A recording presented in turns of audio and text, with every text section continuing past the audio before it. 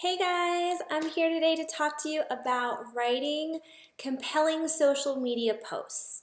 Now, first I want to tell you a little bit about me. I started network marketing 5 years ago. I knew nothing about social media whatsoever.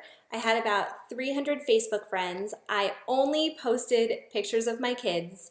I had very little likes and interaction. And actually, you know that little thing on this day on Facebook that shows you like years ago? Well, when I look at that, I'm reminded exactly where I started because I had a couple days where I'm like, my post literally said, is so grouchy today, need to take a nap. And I look at that now and I'm like, I would never ever post that. That is not anything that anyone cares about. It's not intentional for my business. So my posts have changed quite a bit, but it's taken a lot of learning and applying and seeing what works. So today I want to go through with you my everyday life on my social media and why I do the things that I do in order to gain either new followers or engagement on my posts. I'm going to let you in on that. And then after I'm finished, I want to let you in on what I call my boom posts. Those are the posts that I want so badly for people to read and feel drawn to and want to reach out to me. So stick with me and I'll give you my tips. Okay, so first things first. Every single post from here on out, it doesn't have to be perfect. Don't overthink it, but it should have some type of intention behind it. Intention number one, let people into your life so they feel like they know you. One thing that I always do is I share my life, my family, my interests, anything that makes me me. Any quotes that I find that I feel resonate with how I feel in my life at that moment. I ask people for real life advice on things that I'm going through in my life. People do business with people that they know, like, and trust. So one of your jobs on social media is to allow other people to get to know you. And once they feel like they know you, they'll trust you and be more likely to do business with you. Intention number two.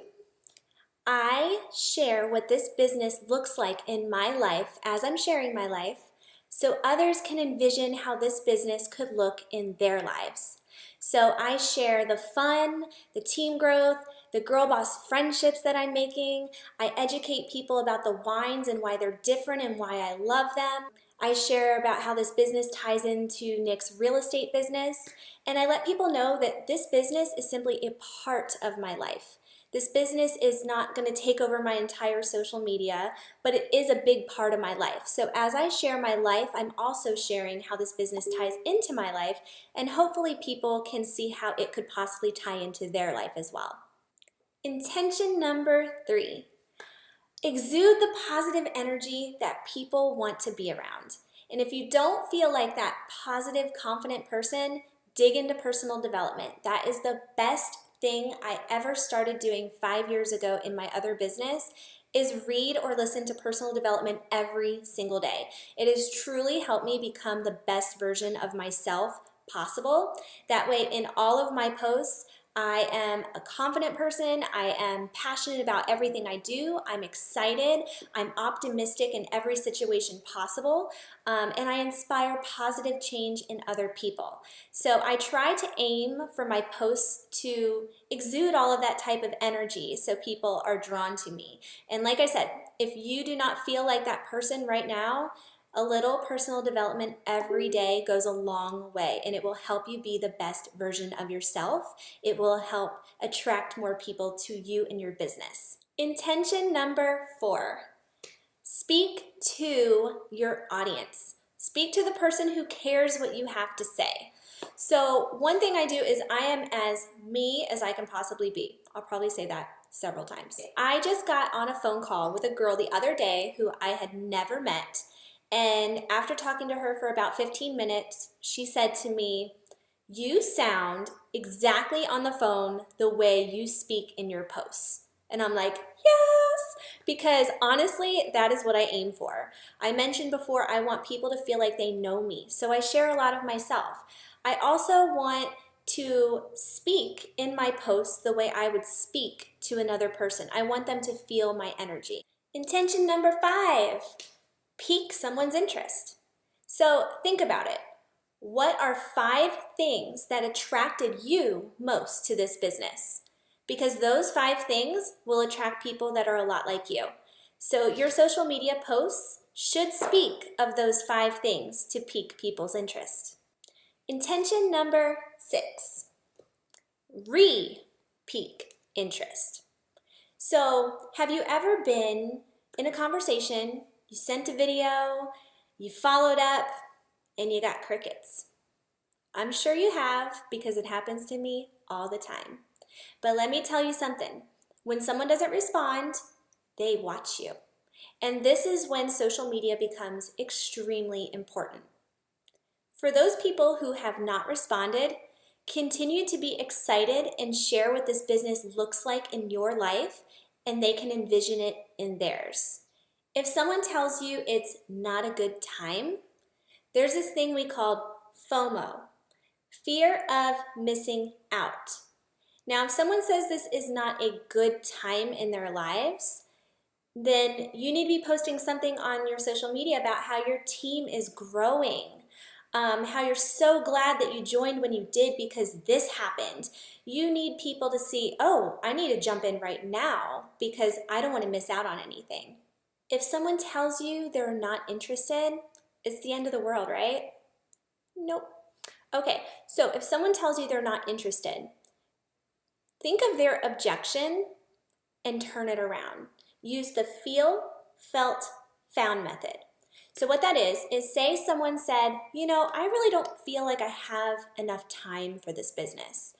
You could go write a post on your social media a couple days later maybe, not to totally call someone out or anything, but what you could do is go on your social media and talk about, before I started this business, I felt like I didn't have enough time to take on anything else.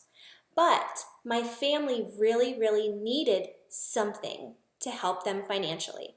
So what I found was that this business doesn't take a lot of time.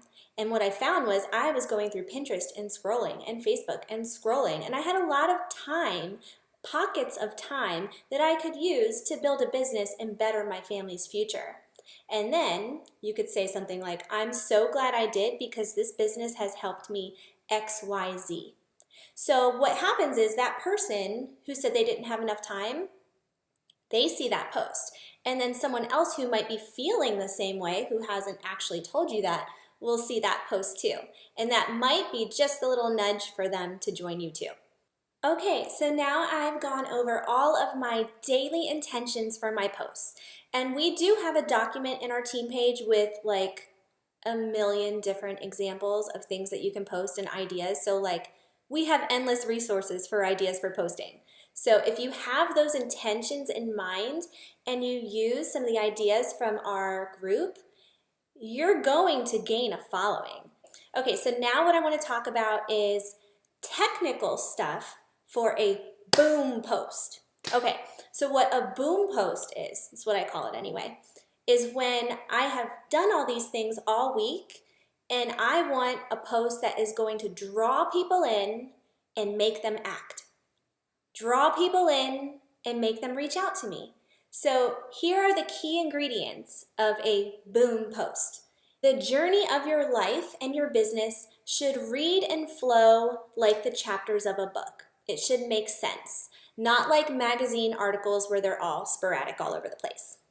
Your post should include a scroll-stopping image, something that is clear and bright, and if someone were to be scrolling Facebook, they would stop.